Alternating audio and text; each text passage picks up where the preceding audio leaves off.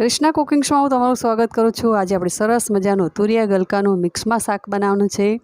તમે બાજરીના રોટલા, મકાઈના રોટલા સાથે પણ ખાઈ શકો તેવું આપણે તુરિયા ગલકાનું શાક બનાવવાનું છે। તો અહીંયા 500 ગ્રામ જેટલા ગલકા લીધા છે અને 250 ગ્રામ જેટલા તુરિયા છે। બંનેને આપણે મિક્સમાં વઘારી લઈશું, એટલે કે સમારી લેવા, છોલીને સરસ મજાના। પછી તેમાં આપણે એક કડાઈમાં 1.5 ચમચો તેલ લઈશું, તેમાં રાઈ, જીરું, હિંગ અને લસણના કટકા નાખીશું અને ચપટી હળદર નાખીશું, જેથી તેનો કલર સરસ આવે।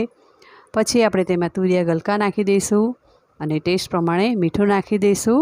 જો તમને મારો આ વિડીયો ગમે તો લાઇક, શેર અને સબસ્ક્રાઈબ કરજો, બેલ આઇકન દબાવજો અને કમેન્ટ કરજો।